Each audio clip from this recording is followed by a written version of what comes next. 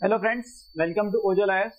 आपण आपल्या युट्यूब चॅनलवरती एक PIB ची पूर्ण एक सिरीज सुरू केलेली आहे, ज्यामध्ये आपण दर सोमवारी त्या मागच्या आठवड्यामध्ये जे काही PIB मध्ये करंट अफेअर्स आलेला आहे, UPSC, MPSC पुढच्या रिटर्न पॅटर्न नुसार, तो या सगळ्या एक्झामसाठी महत्वपूर्ण अशा पद्धतीचे जे करंट अफेअर्स आहेत तो ते आपण या सेशन्स मध्ये डिस्कस करत राहतो. आता आज आपण इथून पुढचा जो लास्ट लेक्चर मध्ये आपण आय थिंक 5 ऑगस्ट पर्यंत आलेलो होतो आणि तिथून आता पुढचा जो भाग आहे 6 ऑगस्ट ते 11 ऑगस्ट, तर या एक आठवड्याभराच्या काळामध्ये नेमके काय काय बातम्या आलेल्या होत्या ते आपल्याला इथे डिस्कस करायचं आहे. तर स्टार्ट करू आपण. PIB, फक्त हे PIB मधलं करंट अफेअर्स आहे, ओनली फ्रॉम PIB. आता यामध्ये वेगवेगळ्या पद्धतीच्या बातम्या या आठवड्याभरामध्ये आलेल्या होत्या. काही स्पेसिफिकली प्रिलिम्स साठी महत्वाच्या अशा बातम्या होत्या. काही बातम्या ज्या आहेत ते थोड्याशा मेन्स पॉइंट ऑफ व्ह्यूने पण तुम्हाला एक प्रकारे अनालिटिकल पॉइंट ऑफ व्ह्यू देणाऱ्या बातम्या होत्या. सो दोन्ही पद्धतीच्या बातम्या आपल्याला इथे डिस्कस करायच्या. पहिली बातमी जी होती, ऍग्रिकल्चर म्हणल्यावरती कोल्ड स्टोरेज हा जो भाग आहे, कोल्ड स्टोरेजचा जो भाग आहे तो खूप जास्त महत्वाचा राहतो. कोल्ड स्टोरेज, तर मग नेमकं कोल्ड स्टोरेज साठी कोणते कोणते इनिशिएटिव्ह गव्हर्नमेंटचे आहेत. कारण आपण म्हणतो की पेरिशेबल क्रॉप जे आहे, पेरिशेबल क्रॉप म्हणजे काय, जे लवकरात लवकर खराब होऊ शकतं, ज्यांना तुम्हाला लवकरात लवकर त्या इंडस्ट्रीपर्यंत पोहोचवावं लागतं. तर मग कोल्ड स्टोरेज और पेरिशेबल क्रॉप त्यासाठी नेमक्या कोणत्या कोणत्या योजना गव्हर्नमेंटने आणलेल्या असतात. तर सगळ्यात पहिले तर department of agriculture and farmers welfare हे जे डिपार्टमेंट आहे यांनी एक इनिशिएटिव्ह सुरू केलेला आहे. त्याचं नाव आहे mission for integrated development of horticulture, MIDH, mission for integrated development of horticulture. आणि मग याच्या अंडर कोल्ड स्टोरेज फॅसिलिटीजसाठी फायनान्शियल असिस्टन्स प्रोव्हाइड केला जातो. So it provide financial assistance for various horticulture activities. त्यामध्ये हॉर्टिकल्चर ऍक्टिव्हिटीज वेगवेगळ्या ज्या आहेत त्यामध्ये तुम्हाला कोल्ड स्टोरेजचा पण एक भाग येतो, किंवा जवळपास 5,000 मेट्रिक टन्स पर्यंत कोल्ड स्टोरेज कॅपॅसिटीसाठी फायनान्शियल असिस्टन्स प्रोव्हाइड केला जातो from this mission for integrated development of horticulture. मग इथे त्यांनी सांगितलेलं होतं की नेमकं कोण कोण या योजनेचा लाभ घेऊ शकतात. तर मग इंडिव्हिज्युअल एक व्यक्ती त्या योजनेचा लाभ घेऊ शकतो, किंवा खूप सारे शेतकरी आहेत, शेतकऱ्यांचा ग्रुप आहे, ग्रुप ऑफ फार्मर्स, किंवा पार्टनरशिप किंवा प्रोप्रिएटरी फॉर्म्स असतात. रुरल इंडियामध्ये सेल्फ हेल्प ग्रुप्स आहेत, so they can also take part of this. And farmer producer organization FPO, बजेटमध्ये देखील यावरती प्रोव्हिजन्स आलेले आहेत की अजून बरेचसे फार्मर प्रोड्युसर ऑर्गनायझेशन जे आहेत ते बनवले जाणार आहेत. कंपनी, कॉर्पोरेशन, कोऑपरेटिव्ह देखील या योजनेचा लाभ घेऊ शकतात. Cooperative marketing federations, local bodies, agricultural produce marketing committee ज्याला मंडी आपण म्हणतो साध्या भाषेत, APMC, आणि marketing boards as well age state government. म्हणजे थोडक्यात काय, तर या योजनेचा लाभ घेण्यासाठी असं काही एक दोन जणांनाच त्यामध्ये अलाउ केलेलं असं नाहीये, तर बऱ्याचशा इंडिव्हिज्युअल्सला, बऱ्याचशा इन्स्टिट्यूशन्सला यामध्ये अलाउ केलं गेलेलं आहे. तर ही एक स्कीम आहे. त्यानंतर मग नॅशनल हॉर्टिकल्चर बोर्ड NHB ज्याला आपण म्हणतो, यांनी पण एक स्कीम राबवलेली असते ज्याचं नाव आहे capital investment subsidy for construction, expansion और modernisation of cold storage and storage for horticulture product. असं भलं मोठं नाव आहे, पण नेमकं आपल्याला माहिती पाहिजे का कोल्ड स्टोरेज बद्दल सध्या काय काय इनिशिएटिव्ह घेतले जातात. तर त्यापैकी हा एक इनिशिएटिव्ह आहे आणि याच्यामध्ये सबसिडी प्रोव्हाइड केली जाते. Credit link back ended subsidy इथे प्रोव्हाइड केली जाते at the rate of 35% of the capital cost of project in general area. म्हणजे पूर्ण भारतामध्ये जवळपास जो काही प्रोजेक्ट आहे त्याच्या 35% तुम्हाला तिथे ती सबसिडी मिळू शकते. आणि जर नॉर्थ ईस्ट किंवा हिली रिजन्स मधून असेल तर मग 50% ही सबसिडी इथे मिळते. आणि मग याचा वापर करून तुम्ही कोल्ड स्टोरेज फॅसिलिटीज ज्या आहेत त्या तिथे एक प्रकारे नवीन तयार करू शकता, किंवा ऑलरेडी ज्या कोल्ड स्टोरेज फॅसिलिटी तुमच्याकडे आहेत त्याला तुम्ही एक्सपांड करू शकता. सो हा एक इनिशिएटिव्ह त्यामध्ये आहे.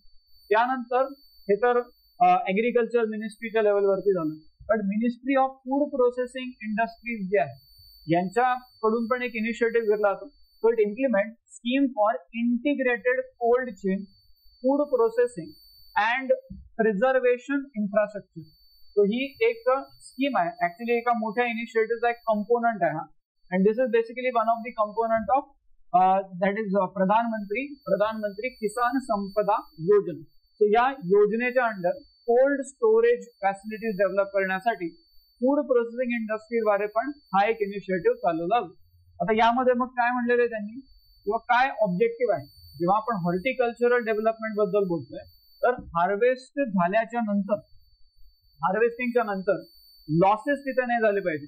सो याचं ऑब्जेक्टिव्ह काय आहे कोल्ड स्टोरेज फॅसिलिटीचं, reducing the post harvest losses of horticulture as well as non-horticulture produce and then providing remunerative prices to farmers for their produce.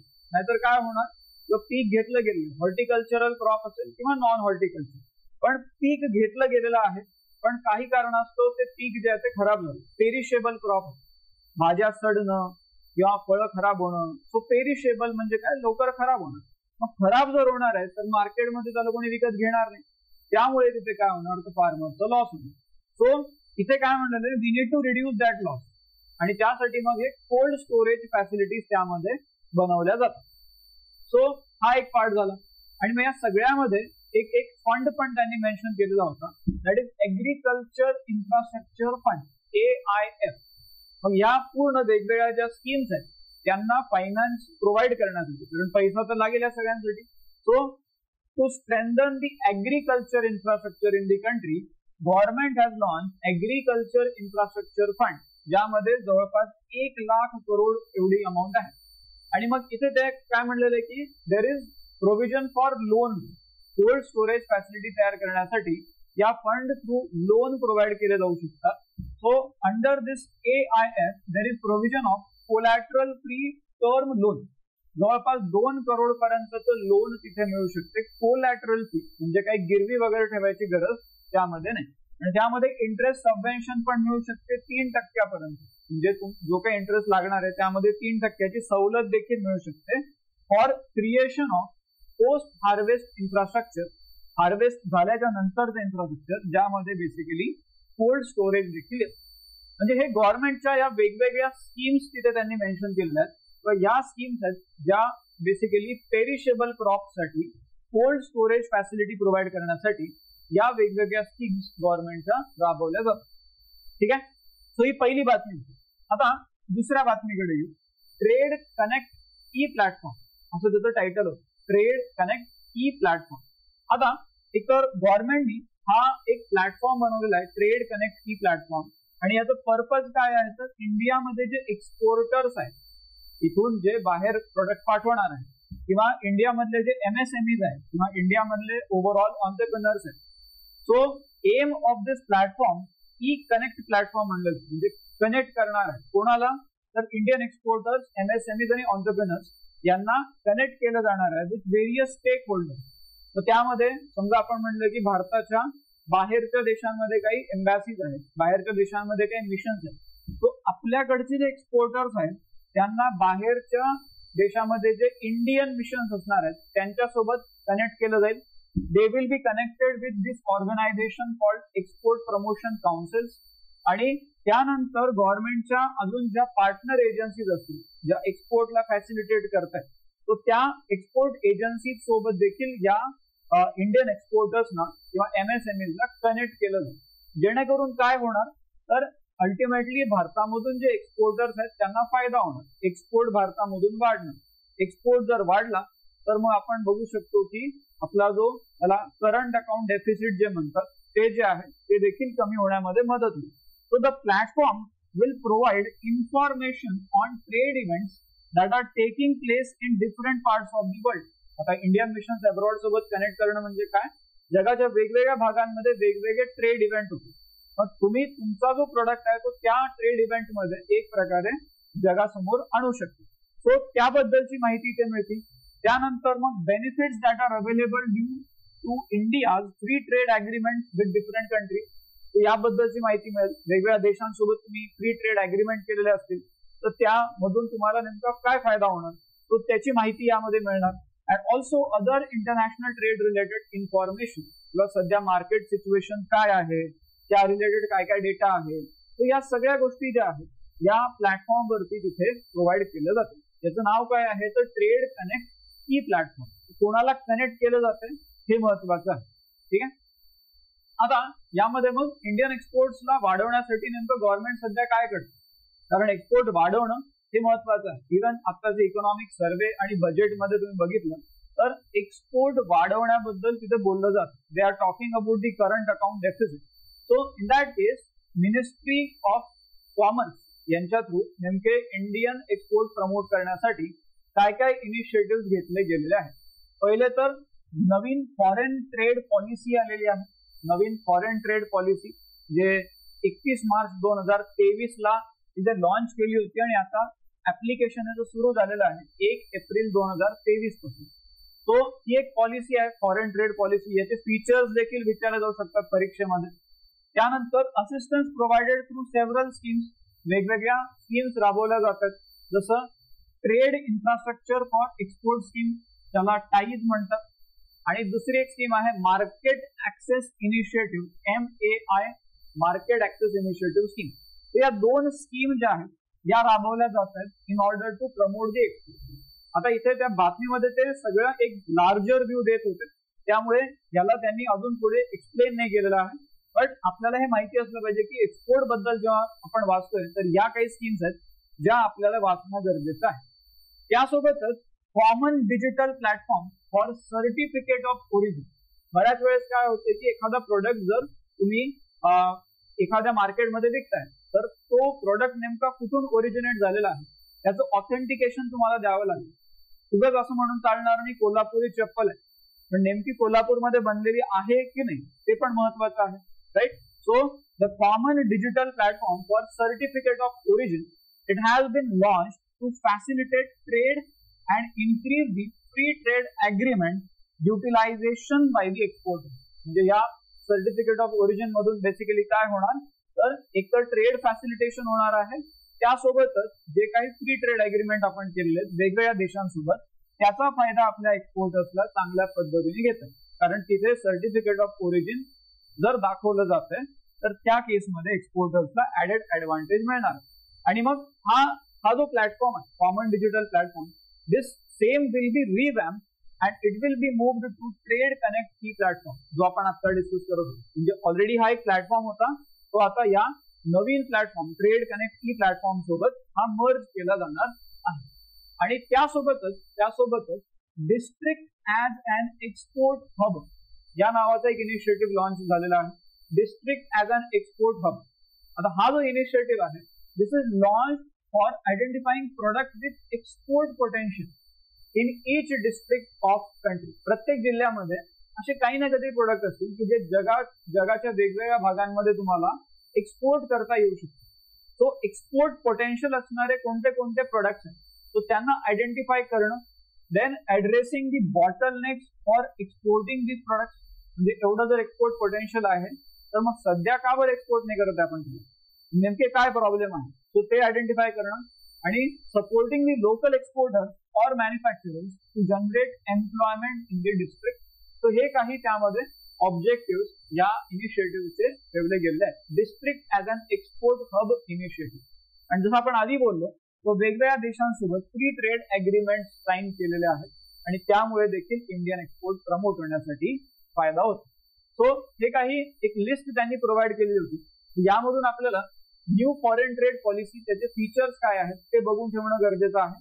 त्यासोबतच या स्कीम्स ज्या त्यांनी सांगितलेल्या आहेत, trade infrastructure for export scheme आणि मार्केट ऍक्सेस इनिशिएटिव्ह स्कीम, या दोन स्कीमचे features काय आहेत, ऑब्जेक्टिव्ह काय आहे, तो हे बघणं गरजेचं आहे.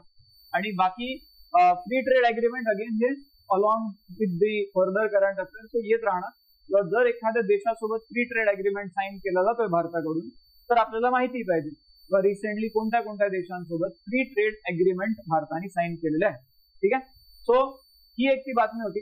आता पुढची बातमी आहे, हा एक डेटा होता, बातमी नाही म्हणता येणार, गव्हर्नमेंटने एक डेटा प्रोव्हाइड केला होता. गव्हर्नमेंटचा एक डिपार्टमेंट आहे under ministry of commerce, that is department for promotion of industry and internal trade, DPIIT. आता या डिपार्टमेंटने एक डेटा रिलीज केला होता किंवा आपल्याकडे स्टार्टअप जे आहेत ते नेमके किती आहेत so how many startups are there.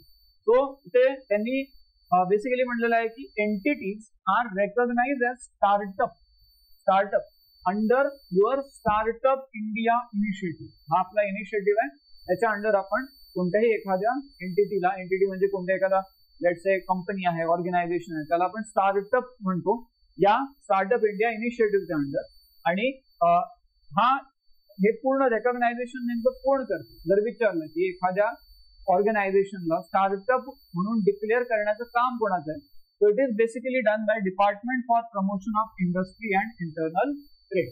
यांच्याकडे पूर्ण यादी असणार. मग जर हे रेकॉग्नाइज करताय स्टार्टअपला, यांच्याकडे पूर्ण यादी असणार. तर मग किती नेमका आकडा त्यांनी दिलेला आहे, तर त्यांचं म्हणणं आहे 30 जून 2024 पर्यंत जर बघितलं तर जवळपास किती 1,40,803 1,40,803 एवढ्या एंटिटीज आहेत ज्यांना स्टार्टअप म्हणून रेकॉग्नाइज केलं गेलेलं आहे. आणि since the launch of this startup India initiative in 2016, the recognized startups have reportedly created over 15.53 lakh direct jobs. म्हणजे इथे आकडे त्यांनी सांगितलेले आहेत की 1,40,803 एवढ्या स्टार्टअप आहेत सध्या. आणि यामधून 2016 पासून जर आपण म्हटलं तर 15.53 लाख एवढे डायरेक्ट जॉब्स यामधून क्रिएट झालेले आहेत इनडायरेक्ट वे. ठीक आहे. सो जेव्हा पण आपण स्टार्टअप बद्दल एखादा प्रश्न आपल्याला लिहायचा आहे, स्टार्टअपचं महत्व आपल्याला सांगायचंय, तर स्टार्टअप खूप महत्वाचे आहेत म्हणून चालणार नाही नुसतं. त्यामध्ये तुम्हाला नेमकं सांगावं लागणार आहे की एक्झॅक्ट डेटा काय किंवा का बरं स्टार्टअप महत्वाचे आहेत, एवढे जॉब्स क्रिएट झालेले. सो असं जर तुम्ही तिथे डेटा लिहिला तर it will simply justify the point that you are writing. ठीक आहे. सो ही एक बातमी होती. त्यानंतर पुढची एक बातमी होती QCI, that is quality council of India, सुराज्य रेकॉग्निशन अँड रँकिंग फ्रेमवर्क. सुराज्य गुड गव्हर्नन्स एक पद्धती म्हणू शकतो. So QCI, Surajya recognition and ranking framework, quality council of India, it is introducing this QCI, Surajya Recognition and Ranking Framework, which is basically an empowering initiative designed to drive excellence among the states to improve the quality of life of citizens for Viksit Bharat.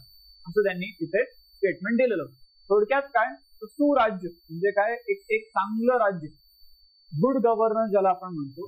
तर राज्यांमध्ये basically काय असलं पाहिजे, तर त्यांनी लोकांना चांगल्या services दिल्या पाहिजे ज्याच्यामधून लोकांची जी क्वालिटी ऑफ लाईफ आहे ती इम्प्रूव्ह होणार. आणि मग त्यासाठी राज्यांना एम्पावर करणारा हा इनिशिएटिव्ह आहे, that is QCI, Surajya recognition and ranking framework. Now this framework is categorised under 4 pillars. यामध्ये 4 पिलर्स आहेत ते म्हणतात. इव्हन तुम्हाला गुड गव्हर्नन्स किंवा गव्हर्नन्स नावाचा GS पेपर 2 मध्ये डायरेक्टली एक टॉपिक पण, तो त्यामध्ये तुम्ही याला इन्क्लूड करू शकता. So this framework is categorised under 4 pillars. शिक्षा, दॅट इज एज्युकेशन, स्वास्थ्य म्हणजे हेल्थ, समृद्धी म्हणजे prosperity, so they will be talking about economic prosperity here, and सुशासन म्हणजे काय, गव्हर्नन्स. म्हणजे इथे त्यांचं म्हणणं आहे की हे जे पूर्ण फ्रेमवर्क आहे QCI, Surajya recognition and ranking framework, यामध्ये 4 pillars, education, health, prosperity, economic prosperity आणि गव्हर्नन्स. म्हणजे या 4 पिलर्स वरती तुम्ही स्टेट्सला एक प्रकारे काय करणार, तर एक प्रकारे स्टेट्सचा परफॉर्मन्स मेजर करणार. आणि मग त्यानुसार स्टेट्स ज्या आहेत त्यांचं रँकिंग देखील यामध्ये काढलं जाणार. So Surajya recognition acknowledges the outstanding performance and commitment to quality by states and organization in these vital area. त्यानुसार मग या वेगवेगळ्या स्टेट्सची यामध्ये रँकिंग देखील दिली जाणार आहे. आणि हे कोणी केलेलं आहे, तर quality council of India. Again this is part of ministry of commerce and industry. So त्यांनी हे एक फ्रेमवर्क तिथे तयार केलेलं आहे. ठीक आहे. मग हे जे रँकिंग्स आहेत हे कंपाईल होणार, मंथली बेसिस वरती होणार. त्याचसोबत हे अॅन्युअल बेसिस वरती देखील कॉम्प्रिहेन्सिव्ह रँकिंग्स दिले जाणार. So the rankings have been compiled incorporating both monthly as well as cumulative figures. म्हणजे पूर्ण वर्षभराचे सगळे आकडे एकदाच कंपाईल करून कॉम्प्रिहेन्सिव्ह रँकिंग देखील यामध्ये दिली जाणार. आणि मग इथे एम शेवटी त्यांनी काय सांगितलेलं आहे, it aims to create develop India. It aims to create developed India by recognizing and rewarding states and organizations that excel in quality and innovation. यामध्ये नेमकं तुम्हाला लक्षात आलं पाहिजे कोणत्या स्टेट्स पुढे आहेत या पूर्ण क्वालिटी ऑफ लाईफ चांगली देण्यामध्ये आणि कोणत्या स्टेट अशा आहेत ज्या मागे आहेत. म्हणजे एक तर यामधून हे तर लक्षात येणारच नाही की कोणत्या स्टेट चांगलं करतात, पण त्याच्यापेक्षा महत्वाचं म्हणजे काय, कोणत्या स्टेट्स मागे आहेत ते पण लक्षात येतं. मग त्या का बरं मागे आहेत त्यावरती अनालिसिस करता येईल आणि त्यानुसार मग त्या स्टेट्सना सपोर्ट करण्यासाठी अजून काही इनिशिएटिव्ह घेता येतात. So that is the overall idea about this Surajya QCI सुराज्य फ्रेमवर्क. आता एनिमिया मुक्त भारत, एनिमिया मुक्त भारत हे एक आपलं मोठं कॅम्पेन आहे आणि एनिमिया मुक्त भारत यामध्ये तसं जर बघायला गेलं तर थोडासा हा स्टॅटिक वाला पार्ट आहे. तर इथे एक पॉईंट फक्त आपल्याला लक्षात घ्यायचं किंवा एनिमिया मुक्त भारत स्ट्रॅटेजी आणि त्याच्या अंडर आपण बघतो की त्याला अजून एक नाव दिलं जातं 6 मल्टिप्लाइड बाय 6 मल्टिप्लाइड बाय 6 6 गुणिले 6 गुणिले 6. तो 6 बाय 6 बाय 6 ही स्ट्रॅटेजी आहे. असं जर एखादा प्रश्न प्रिलिम्स मध्ये आला किंवा 6 by 6 by 6 strategy this is related to which of the following असं जर काही त्यांनी विचारलं तर मग तिथे आपल्याला माहिती पाहिजे की नेमकं कशाबद्दल आहे.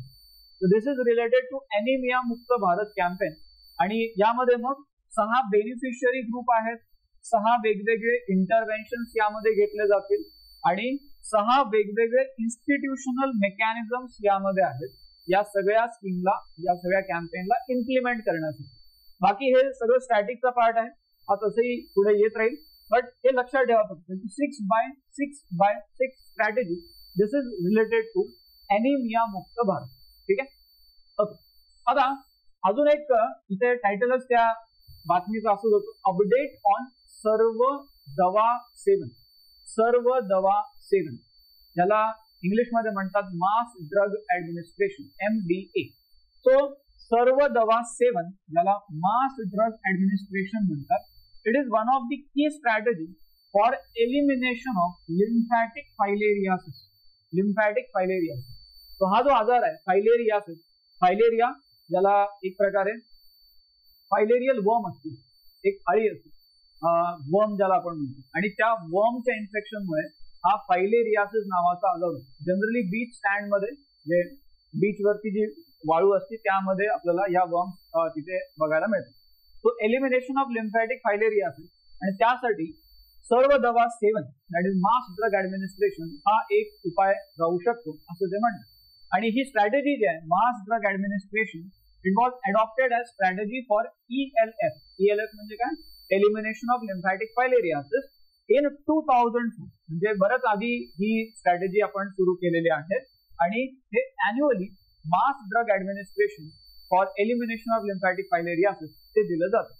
Now as per the information that is received from national centre, ही बातमी आता का आली होती, तर as per the information received from national centre for vector borne diseases control, हे जे सेंटर आहे national centre for vector borne disease control, तो या इन्स्टिट्यूशनच्या डेटानुसार जवळपास त्यांनी म्हणलेलं की आपल्याकडे 345 डिस्ट्रिक्ट आहेत of 20 different states and union territory. These are endemic for lymphatic filariasis.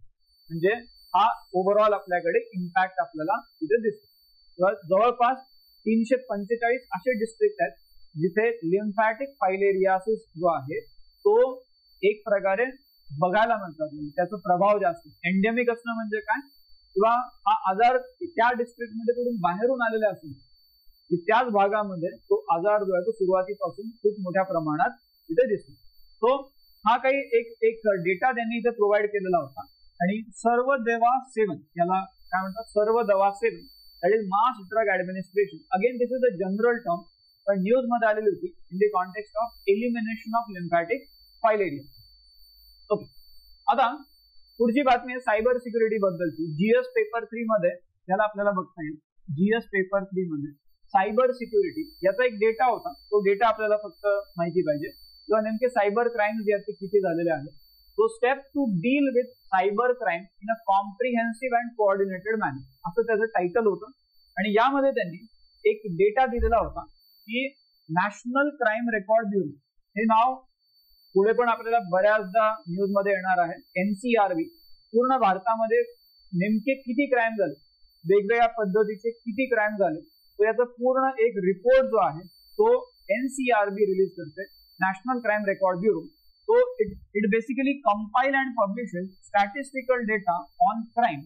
आणि मग त्यांचं एक पूर्ण रिपोर्ट असतो, त्या रिपोर्टचं नाव असते crimes in India. So crimes in India हा रिपोर्ट कोण पब्लिश करते, तर national crime record bureau.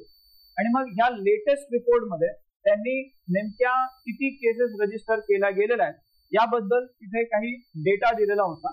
So इथे सायबर क्राईम केसेस रजिस्टर, तर आपण 2020 मध्ये बघितलं तर पूर्ण वर्षभरामध्ये 50,000 पेक्षा थोडेसे जास्त इथे केसेस रजिस्टर झालेले आहेत सायबर क्राईम. 2021 मध्ये हा आकडा वाढून 22,974 झाला आणि 2022 मध्ये हा आकडा वाढून 65,893 झाला. So these are the number of cases of cyber crime that are registered in 2022. ठीक आहे, 65,893 एवढ्या केसेस रजिस्टर झालेल्या आहेत.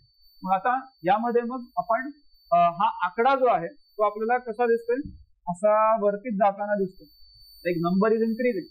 आणि मग त्यामुळे ओव्हरऑल आपण सायबर क्राईम्स मध्ये एक अवेअरनेस घेणं, सायबर क्राईम नाही झाले पाहिजे, सायबर सिक्युरिटी बद्दलचे आपल्याला अवेअरनेस तिथे ठेवणं गरजेचं आहे. आणि मग नेमकं गव्हर्नमेंटलाही मग याबद्दल काय काय गव्हर्नमेंटनी इनिशिएटिव्ह तिथे घेतले, बिकॉज इम्पॅक्ट खूप जास्त आहे. याचा इम्पॅक्ट जो आहे तो खूप जास्त. अचानकच एक माणूस जो आहे एकदम मेहनत करून त्यांनी जर अकाउंटमध्ये 1 लाख रुपये सेव्ह करून ठेवले आणि अचानकच एक कोणी माणूस फोन करतोय आणि कोणता एक नंबर त्या व्यक्तीकडून दिला जातोय आणि 1 लाख रुपये आता होते आणि आता नाही. So that is having a big impact on the life of people also. मग त्या केसमध्ये नेमके गव्हर्नमेंटनी काय काय स्टेप्स आतापर्यंत घेतलेले आहेत. पहिले तर हा एक पूर्ण एक वेगळं सेंटरच त्यांनी चालू केलेलं आहे. This is part of ministry of home affairs. So they have set up the Indian cyber crime coordination centre, आता I4C, कारण ते इंडियन सायबर क्राईम 4 वेळा सी आहे म्हणून ते Indian cyber crime coordination centre I4C असं त्याचं नाव आहे. And this is basically an attached office under ministry of home affairs. आणि यामध्ये नेमकं काय की सगळ्याच प्रकारचे सायबर क्राईम जे होत आहेत त्यांना डील करण्यासाठी एक कॉमन प्लॅटफॉर्म जो आहे तो या सेंटरमध्ये प्रोव्हाइड केला जातो. So to deal with all types of cyber crimes in the country in coordinated and comprehensive manner. तो सगळं काम जे आहे ते बेसिकली यांच्याकडे दिलं गेलेलं आहे. आता या I4Cच्या अंडर मग वेगवेगळे अजून काही इनिशिएटिव्ह घेतले गेले, जसं state of the art national cyber forensic laboratory investigation. Labs पण वेगवेगळ्या पर्पजसाठी असतात. So this is specifically for investigation. National cyber forensic laboratory investigation. So it has been established again as part of this I4C आणि ही lab New दिल्लीमध्ये establish केली गेलेली आहे. इथे नेमकं काय होणार तर फॉरेन्सिक असिस्टन्स जो आहे, कोणत्याही एखाद्या सायबर क्राईमसाठी फॉरेन्सिक असिस्टन्स जो आहे तो इथे प्रोव्हाइड केला जाईल. आणि वेगवेगळे पुढे मग प्रत्येक राज्यांमध्ये इन्व्हेस्टिगेटिंग ऑफिसर्स असतात सायबर क्राईमला डील करण्यासाठी. तर मग प्रत्येक राज्य किंवा युनियन टेरिटरीमध्ये पोलीस डिपार्टमेंटमध्ये जे ऑफिसर्स आहेत त्यांना मग या सायबर फॉरेन्सिक लॅबोरेटरीचा एक प्रकारे काय होणार तर फायदा होणार. त्यानंतर national cyber crime reporting portal आहे, त्याची ती लिंक पण त्यांनी दिलेली होती, national cyber crime reporting portal. So this is launched again as part of this I4C. यामध्ये नेमकं काय करता येतं तर आपल्याला समजा आपल्या सोबतच काय झालं किंवा आपण आपल्या ओळखीचा एक माणूस आहे, आपल्या आजूबाजूला काही अशा प्रकारची घटना झालेली आहे, तर मग त्याला रिपोर्ट करण्यासाठी हे पोर्टल आहे. सो या पोर्टलवरती अगेन तुम्ही पण ह्याला लॉग इन करून एकदा या लिंकला क्लिक करून बघू शकता किंवा नेमकं कशा पद्धतीने हे काम करतं. So this enable the public to report the incident pertaining to all types of cyber crime. कोणत्याही पद्धतीचं सायबर क्राईम असेल तर याला रिपोर्ट करता येते with special focus on cyber crime against women and children. So हे एक पोर्टल आहे. Again this is part of I4C. त्यानंतर citizen financial cyber fraud reporting and management system. Again हा एक इनिशिएटिव्ह आहे, citizen financial cyber fraud reporting and management system. Again, this is under I4C. So it has been launched for immediate reporting of financial frauds and to stop siphoning of funds by the fraudsters. So ही एक system आहे. Again हे portal झालं पहिलं ज्याच्यावरती तुम्ही report करणार crime, आणि त्यानंतर मग पुढे त्या क्राईमला किंवा ते पैसे जे आहेत ते पैसे जर काढले जातात अकाउंटमध्ये त्याला इमिजिएटली थांबवण्यासाठी तो ही एक त्यामध्ये सिस्टीम पण आहे. I4Cच्या अंडरच आपल्याला ही सिस्टीम बघायला मिळते, जे फायनान्शियल फ्रॉड जे आहेत त्याला इमिजिएटली रिपोर्ट करेल आणि तो जो पैसा आहे सिफनिंग ऑफ फंड म्हणजे बेसिकली अकाउंट मधून जो पैसा काढला जातो त्याला थांबवण्यासाठी ही एक सिस्टीम तिथे बनवली गेलेली. त्यानंतर टोल फ्री हेल्पलाईन नंबर पण 1930 हा एक चालू केला गेलेला आहे, म्हणजे इथे डायरेक्टली तुम्ही ऑनलाईन सायबर कंप्लेंट्स करू शकता. Then there is massive open online course MOOC platform, त्याचं नाव आहे साय ट्रेन. हा एक कोर्सच आहे. हा मॅसिव्ह ओपन म्हणजे काय, फ्री मध्ये लोकांना हा जो कोर्स आहे तो अवेलेबल करून दिला जातो. मॅसिव्ह ओपन हा शब्द लक्षात घ्या. MOOC बरेचसे जे आपण म्हणतो की खूप मोठ्या पॉप्युलेशन साठी जर तुम्हाला एज्युकेशनल कोर्सेस बनवायचे तर तसे जे कोर्सेस त्यांना MOOC म्हणतात. आणि this is the name of that platform is साय ट्रेन.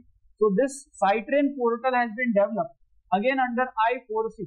आणि मग हे कशासाठी, कोणाला ट्रेन करण्यासाठी, this is for capacity building of police officers or judicial officers. मग ते कोणासाठी, तर कॉमन पब्लिक साठी नाही, तर पोलीस ऑफिसर किंवा ज्युडिशियल ऑफिसर जे आहेत त्यांना हे ऑनलाईन कोर्सेसच्या थ्रू ट्रेनिंग प्रोव्हाइड केली जाईल on critical aspects of cyber crime investigation, forensic, prosecution etcetera, along with certification. म्हणजे ते जे व्यक्ती असणार आहेत जे हा कोर्स घेणार त्यांना त्यामध्ये सर्टिफिकेटही मिळेल जे पुढे जाऊन त्यांना त्यांच्या करिअरमध्ये देखील वापरता येऊ शकतील. तो हे वेगवेगळे इनिशिएटिव्ह जे आहेत सायबर क्राईमला प्रिव्हेंट करण्यासाठी हे वेगवेगळे इनिशिएटिव्ह गव्हर्नमेंटकडून घेतले गेले आहेत. आता एक अजून एक इथे नोट म्हणून आपण दिलेलं आहे, consumer price index for industrial working. आता हे वेगवेगळ्या इंडेक्सेस आहेत इन्फ्लेशन रिलेटेड आणि याबद्दल तुम्हाला इकॉनॉमी बेसिक मध्ये तर वाचायला येईल. पण इथे एक बातमी आलेली होती म्हणून हा एक पॉईंट इथे ऍड केलेला आहे. CPI फॉर इंडस्ट्रियल वर्कर कोण रिलीज कर असा प्रश्न जर आला किंवा consumer price index is release by which organisation, तर labour bureau which is an attached office under ministry of labour and employment. So they are compiling this consumer price index for industrial workers. दर महिन्याला ही index बनवली जाते on the basis of retail prices collected from 317 markets जे आहेत spread across 88 industrially important centers in the country. तो जवळपास 317 वेगवेगळ्या markets मध्ये काय किमती चालू आहे, रिटेल प्राइसेस काय, तो त्याचा आधार घेऊन दर महिन्याला ही कन्झ्युमर प्राइस इंडेक्स बनवली जाते. नेमकं कोणती गोष्ट किती महाग आहे, किती स्वस्त झाली, किती महाग झाली, याबद्दलची एक इंडेक्स राहणार. This is for industrial worker, CPI for industrial worker. आणि कोण बनवते तर labour bureau this is publishing this CPI for industrial worker. आता हे तेच कमी होत चाललेलं आहे, ही महागाई असं ते म्हणतात. सो इथे दिलेलं आहे त्यांनी ओव्हर दी लास्ट फ्यू मंथ्स हे फ्लक्च्युएटिंग ट्रेंड होता, पण आता हळूहळू तो ट्रेंड जो आहे तो डिक्रीजिंग आपल्याला ते बघायला मिळतो. आता पुढची बातमी होती आत्मनिर्भर भारत, मेकिंग आत्मनिर्भर भारत इन शिपिंग सेक्टर. मागच्या आठवड्यामध्ये अशा प्रकारची एक बातमी आली होती, मेकिंग आत्मनिर्भर भारत फॉर डेअरी सेक्टर. तो डेअरी सेक्टर मध्ये कशा पद्धतीने आपल्याला सेल्फ सफिशियन्सी आणतो. तो इथे आपल्याला ते काय सांगतात, शिपिंग सेक्टर मध्ये नेमकी कशा पद्धतीने आपल्याला सेल्फ सफिशियन्सी आणतो आणि मग त्यासाठी नेमके काय इनिशिएटिव्ह. एक तर आपल्याला इथे ship building financial assistance policy एक गव्हर्नमेंटची आहे जी 2016 ते 2026 म्हणजे सध्या ही चालू आहे पॉलिसी. या 10 वर्षांसाठी जर शिप बिल्डिंग कोणी करते, लाईक शिप मॅन्युफॅक्चरिंग कंपनीमध्ये स्वतः जर एखादी कंपनी शिप मॅन्युफॅक्चरिंग फॅक्टरी येतात त्या लोकांची, तर मग त्यांना फायनान्शियल असिस्टन्स प्रोव्हाइड केला जाणार under this policy, ship building financial assistance policy. तो गव्हर्नमेंटने अप्रूव्ह केलेली होती 9 डिसेंबर 2015ला.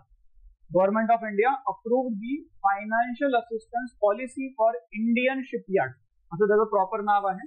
हे काय करणार तर इंडियन शिपयार्ड जे आहेत जिथे शिप बनवल्या जातात त्यांना हे फायनान्शियल असिस्टन्स प्रोव्हाइड करणं. आणि मग इथे कोण कोण एलिजिबल असेल ते पण सांगितलेलं होतं. तर कोणाला फायनान्शियल असिस्टन्स मिळणार तर only those vessels shall be eligible for grant of financial assistance for which construction commences subsequent to signing of valid contract.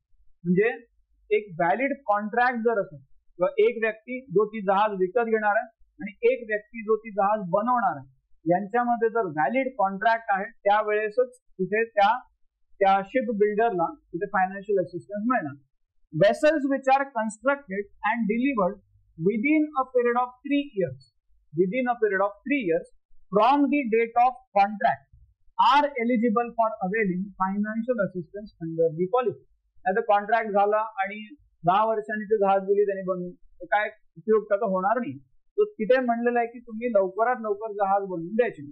तर त्या केसमध्ये vessels which are constructed and delivered within a period of 3 years, 3 वर्ष आज जर तुम्ही बनवून ते deliver केली जात तर तुम्हाला या स्कीमच्या अंडर या पॉलिसीच्या अंडर फायनान्शियल असिस्टन्स दिला जाईल. त्यासोबतच अजून एक जी स्कीम आहे subsidy support to Indian shipping company. Subsidy support to Indian shipping company. आता अगेन नावात आहे किंवा ज्या कंपनीज आहेत शिपिंग कंपनीज आहेत त्यांना सबसिडी प्रोव्हाइड केली जाणार आहे. आणि मग ही जी सबसिडी आहे इंडियन शिपिंग कंपनीजला those shipping companies who are participating in global tender. म्हणजे समजा लेट्स से बांगलादेशमध्ये बांगलादेशमध्ये समजा जहाज विकायचे किंवा आपण म्हणलं की सिंगापूरच्या भागामध्ये मलेशियाच्या भागामध्ये तो ग्लोबल टेंडर्स त्यामध्ये निघतील. भारतामधून कोणत्या कोणत्या कंपन्या आहेत या देशांमध्ये शिप सप्लाय करू शकतात. So this scheme aims to provide subsidy to Indian shipping companies, those companies who are participating in global tenders that are issued by ministries and central public sector enterprises for importing government cargo such as crude oil, LPG, coal, fertilizer, etc. मग समजा आपण म्हणलं की एक इंडियामधून समजा मलेशियामध्ये आपण काय करतोय तर लेट्स से कोल सप्लाय करतो फॉर एक्झाम्पल किंवा फर्टिलायझर सप्लाय करतो. तर मध्ये तर पाणी आहे. मध्ये जर पाणी आहे तर जहाजेनी हा सप्लाय करावा लागणार. आणि मग जर जहाजेनी सप्लाय करायचंय तर शिप बिल्डर्स किंवा शिपिंग कंपनीज ज्या आहेत त्या म्हणतील आम्ही आमचं जहाज देतो तुम्ही आम्हाला त्या बदल्यात पैसे द्या. सो आम्ही सप्लाय करतोय. सो गव्हर्नमेंट कार्गो जेव्हा सप्लाय केला जातो किंवा दुसऱ्या भागामधून गव्हर्नमेंट कार्गो मागवला जातोय तर त्यावेळेस टेंडर्स ओपन होतात. शिपिंग कंपन्या त्यामध्ये टेंडर फाईल करतात आणि अशा कंपन्यांना सबसिडी प्रोव्हाइड करणं जेणेकरून जास्तीत जास्त कंपन्या अशा प्रकारच्या टेंडर प्रोसेसमध्ये त्यांनी पार्टिसिपेट करावं आणि अल्टिमेटली भारतामधून प्रोडक्ट जो आहे तो दुसऱ्या भागामध्ये एक प्रकारे इम्पोर्ट किंवा एक्सपोर्ट दोन्ही गोष्टी आपण म्हणू शकतो ज्या सोप्या पद्धतीने केल्या जावा यासाठी ही सबसिडी स्कीम पण तिथे आहे. सो आत्मनिर्भर भारत इन शिपिंग सेक्टर यामध्ये या दोन स्कीम्स त्यांनी इथे मेन्शन केलेल्या होत्या. आता पुढचा भाग यामध्ये येतो scheme for ageing people and दिव्यांग. तो एल्डरली आणि दिव्यांग यांच्यासाठी काय स्कीम. तो national trust for welfare of persons with autism, cerebral palsy, mental retardation ज्याला इंटेलेक्च्युअल डिसॅबिलिटी म्हणलेलं आहे अँड मल्टिपल डिसॅबिलिटी. ही एक ट्रस्ट आहे नॅशनल ट्रस्ट आहे जी कशाच्या अंडर येते तर department for empowerment of persons with disability. इथे डिपार्टमेंट आहे under ministry of social justice. तर या डिपार्टमेंटच्या अंडर बेसिकली काही स्कीम्स राबवल्या जातात थ्रू दिस नॅशनल ट्रस्ट. तर नेमक्या त्या स्कीम्स कोणत्या आहेत तर 3 स्कीम्सचे नावं त्यांनी सांगितलेलं आहे which are basically implemented through this national trust under the department of empowerment of persons with disability. इथे त्यांचं 3 नावं दिलेले आहेत समर्थ, त्यानंतर घरोंदा आणि समर्थ कम घरोंदा असे तीन वेगवेगळे इनिशिएटिव्ह. समर्थ म्हणजे काय तर रेस्पाइट केअर स्कीम आहे. म्हणजे जर एखाद्या व्यक्ती ज्याला खूप जास्त गरज आहे सपोर्टची गरज आहे रेस्पाइट म्हणजे काय थोडक्यात एक रिलीफची गरज आहे तो रेस्पाईट केअर स्कीम त्या व्यक्तीसाठी लागू होऊ शकते, समर्थ स्कीम त्याला म्हणतात.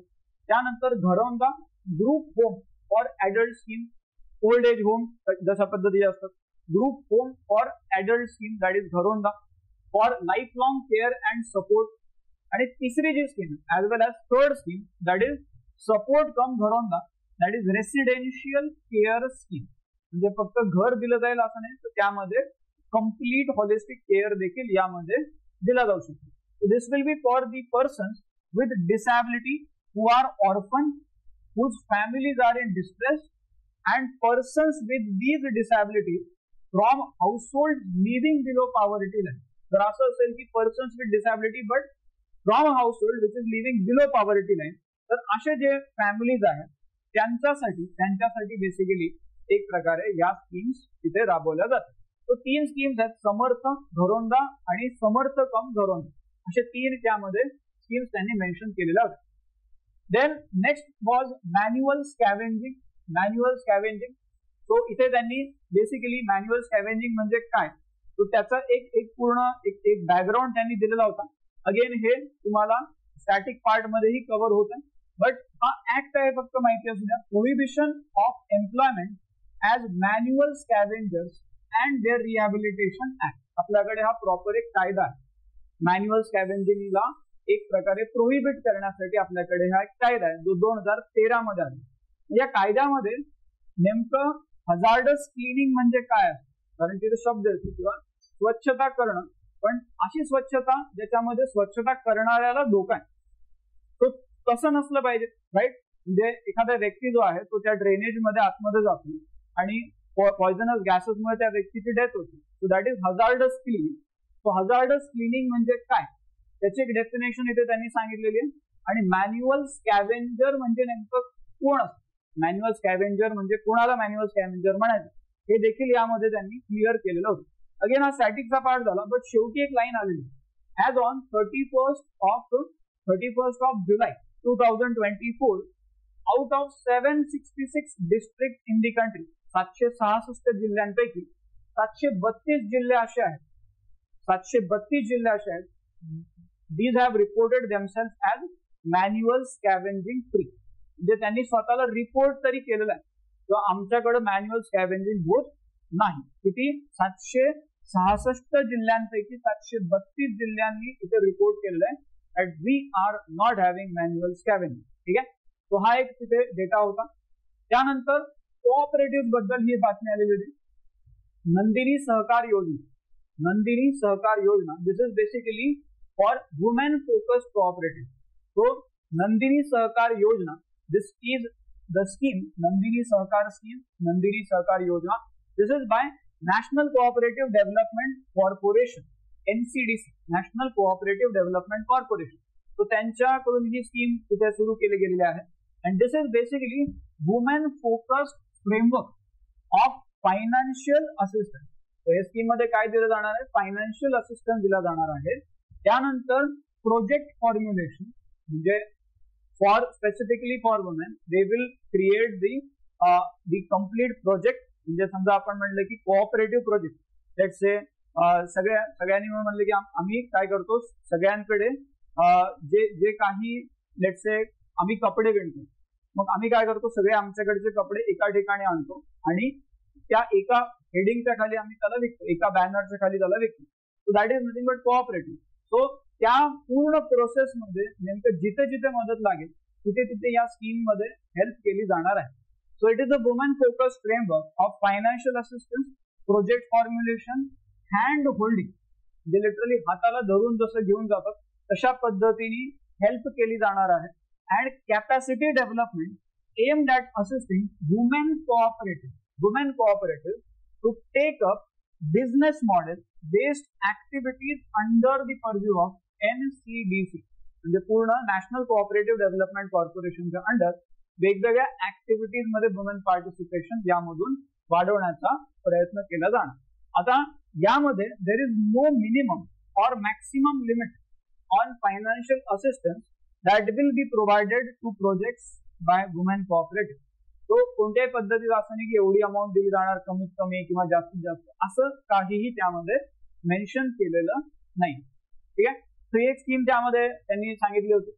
त्यानंतर नॉर्थ ईस्टच्या भागामध्ये अजून एक स्कीम आलेली आहे. नॉर्थ ईस्टच्या भागामध्ये north eastern region agro commodity e connect web portal.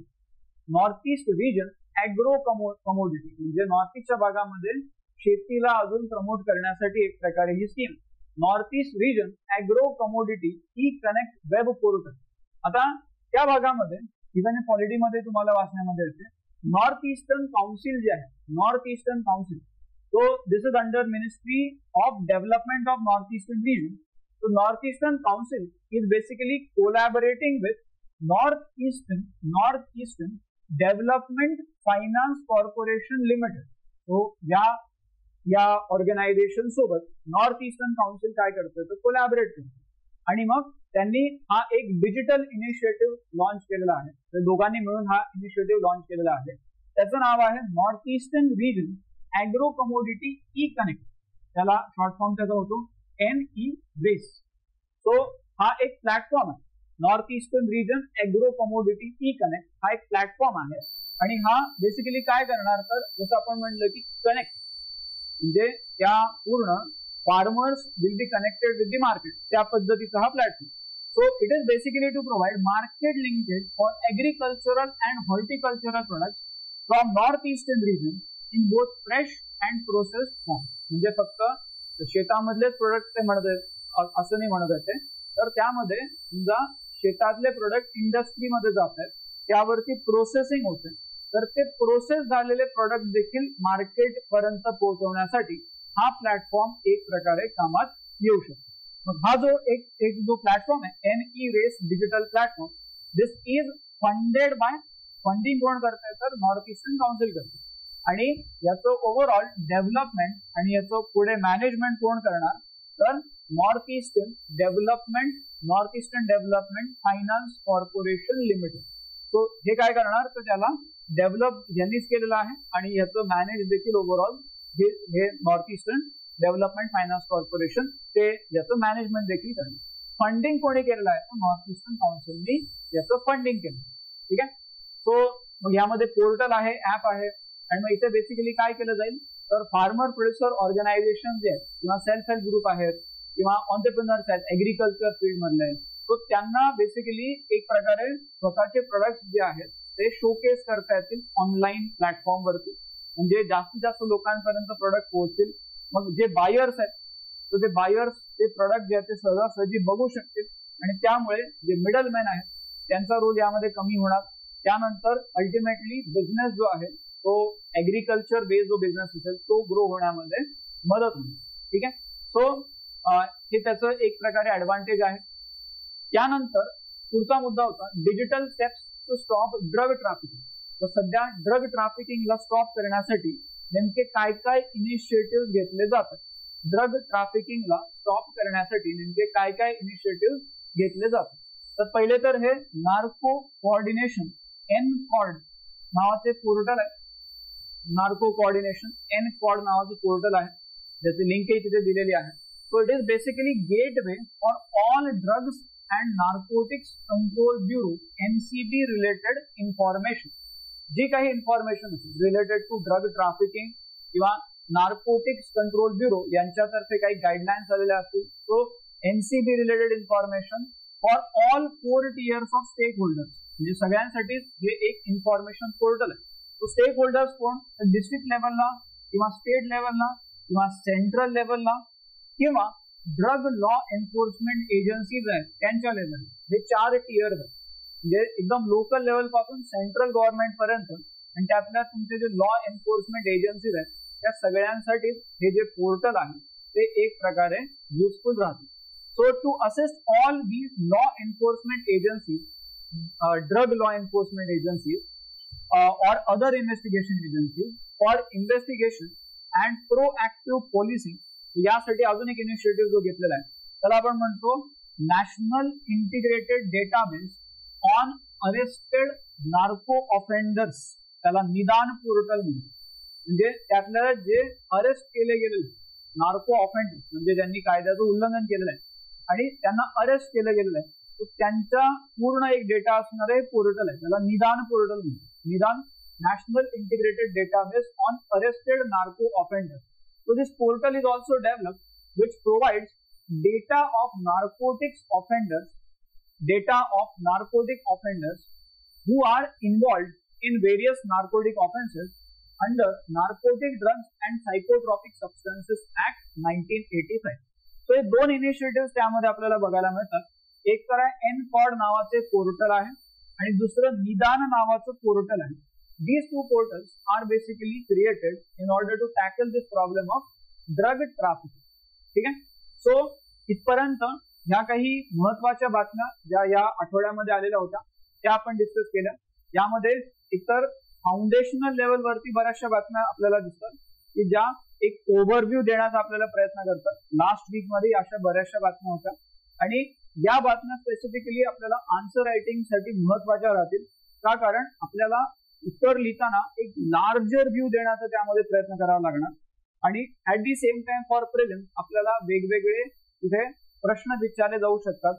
Late से मॅन्युअल स्कॅव्हेंजर म्हणजे काय, किंवा दुसऱ्या बाजूला आपण म्हणलं की आता आपण जे बातम्या बघितल्या की वेगवेगळे पोर्टल आले, पोर्टलचं पर्पज काय किंवा एखादी स्कीम आहे त्याचं ऑब्जेक्टिव्ह काय आहे, किंवा आता सीपीआय फॉर इंडस्ट्रियल वर्कर, तर नेमकं सीपीआय कोण पब्लिश करते. तर या प्रकारच्या ज्या बातम्या आहेत या आपल्याला प्रिलिम्स मध्ये देखील महत्वाच्या राहू शकतात.